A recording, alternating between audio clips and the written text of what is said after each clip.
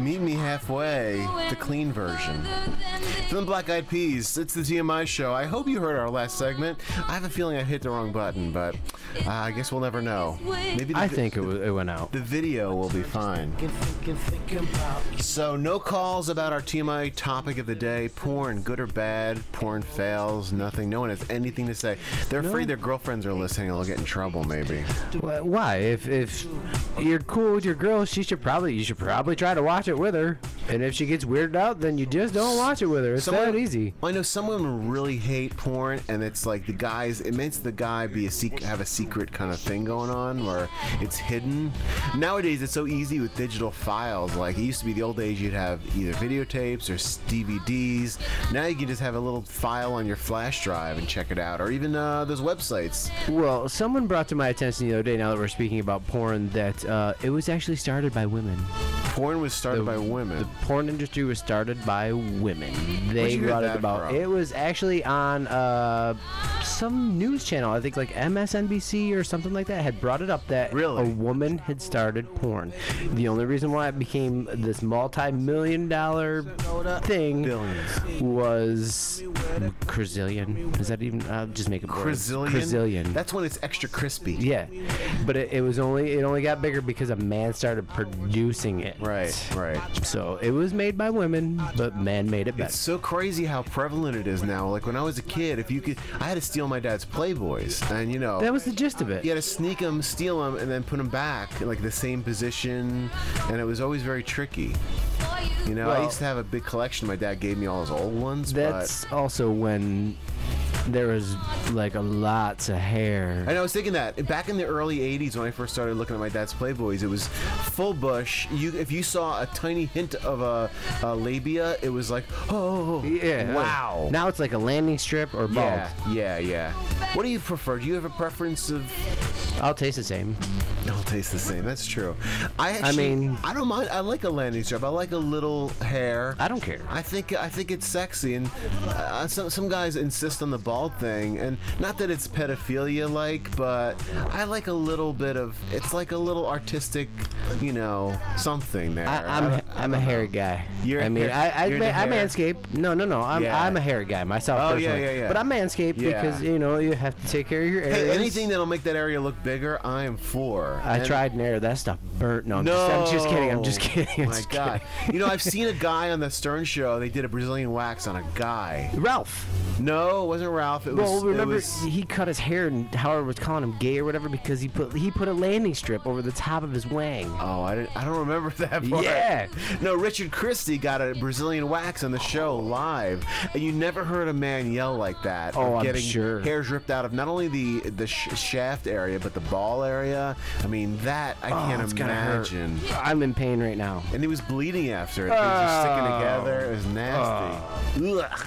Well, speaking of vagina and penises, how about hear about that cat who was smuggled in a luggage? Good old Homeland Security. Good job. Let's applaud my transition there, from vaginas to cats. I was on it. So a 14-month cat slipped by detection of its owner and the TSA when it traveled nearly 1,000 miles before being discovered in Orlando. So the sneaky's cat name is Bob. Apparently he found his way into the owner's suitcase, and an Ethel Mays of Circleville, Ohio. Again, Ethel Mays. This lady's got to be like 75, 80. Yeah. Ethel. Who names their kid Ethel anymore? So my pussycat doesn't get this much action ever. My puss is in my suitcase. Yeah, I was afraid. I'm afraid to go too far with those puss. Jokes. I know. You can say puss because you can mean face. So this woman, has an annual trip to Disney World. She was doing last-minute packing. If it's an annual trip, how did it get to be last-minute packing? Well, again, she's probably 70 or 80. She didn't notice the stowaway, and neither did the TSA. How did the TSA not see a frigging living thing in a bag? How does a skeleton not pop up? How to get through the x-rays without being seen? That's what I'm saying. How does a skeleton not pop up? Be it whatever size it is. Maybe they thought it was stuffed. No, come on. Flicker. I thought a flash went off. We're having a flashback. See, okay, the TSA spokesperson, Sari Koshetz, said our machines are very sensitive to picking up explosives and other threats to aviation, but the claws of the cat were not sharp enough to cause a problem. Wait a minute. I made up that last part. Oh, okay. I was going to say, wait a minute. The last part was me. They were traveling with a group of 18 disabled veterans and volunteers. Ooh, they got their hands full. So wait a minute, that means they get to carry a skeleton on board and nobody notices? Yeah, you know, when you got a group of 18 disabled people, it's a lot of stuff going on. Yeah, but it's not. They're not searching them. It's in the suitcase. It's going through this giant radiation machine that can see everything. Like, you can't bring on a 2-ounce shampoo, but I could stuff a cat in my bag and get a skeleton through. Yeah, that is really weird. That TSA is the TMI fail of the week or the day so far. But at least the plane didn't have an issue in the air. We're glad Ethel made it safely with her puss intact. So let's move on to vomiting. Yes. Now, Ro, you're a big drinker. Are you a big vomiter? Have you I'm been not a real big drinker, and when You're not? No, not real big. I only weigh like 150 pounds. Are you calling me fat? No, but rim shot? I can drink with some of the best of them, and 5 for you is a light night. No, I went. He's drank too much again. Oh no! The worst thing that ever happened to you is. The bar is now closed. Is that the worst thing you've ever heard? No, definitely not. No? On top of something happened to your child, that is the second worst thing that could ever happen to you. That's probably true. That's probably true. So basically, if you see somebody hurl and you gag and you launch into some vomiting yourself, that means you are empathetic and highly evolved. I think you're just sensitive to obnoxious, annoying, and just not nasty like sounds. Well, I wondered about this because I read it and it doesn't.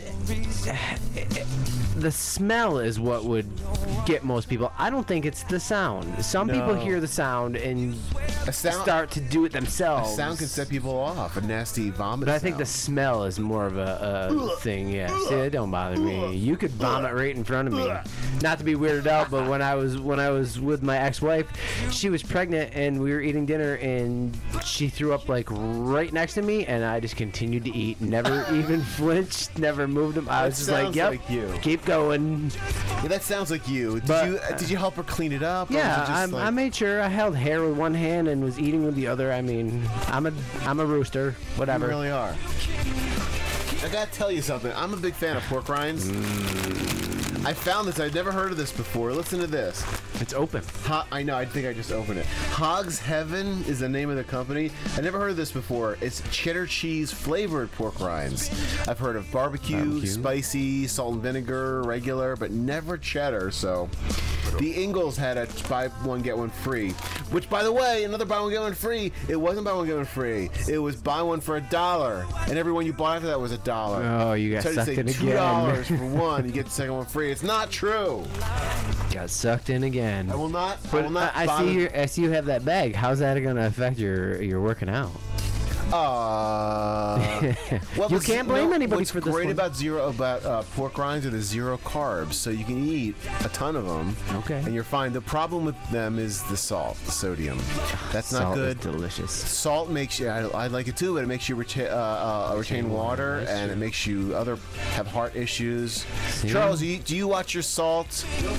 Yeah, you have to be careful with your salt because you can get high blood pressure and crap. I watch it. Every tablespoon I pick up of it, it's so good. I love it. I try to be careful. I don't oversalt my food, but it's the only thing you have to be careful. I think that's why I like Cheez-Its. Cheez-Its? Beth is a big fan of those Cheez-Its. I love them. They're not cheese nips, they're Cheez-Its. No. I don't do the nips. No? Not in cracker form anyway. Have Japanese people ever complained about the name of that product, Cheese Nips? Because they used to call Japanese people nips back in the World War II days. I don't know, but I think that's a possibility. People are very sensitive nowadays. Every group complains about everything. Everybody whines about everything. Everyone's complaining. Everyone's always like, why'd you target us? We got targeted. We don't like it. We don't like it at all. Why is my Walmart so Walmarty? Where's my Matlock? Yeah, when I go to a Walmart, I make sure I gotta dress up. It's not like you're going to the dollar store. You gotta actually dress up to go to Walmart. Come on, kids, we're going to Walmart. Go to Walmart, load up the vehicle. We're gonna get on there. No disrespect to Walmart and no harm to anyone, so... No, I can disrespect Walmart. They don't treat their people right. I don't know. Either does Target. I mean Target. No, Target is the classy Walmart. Exactly.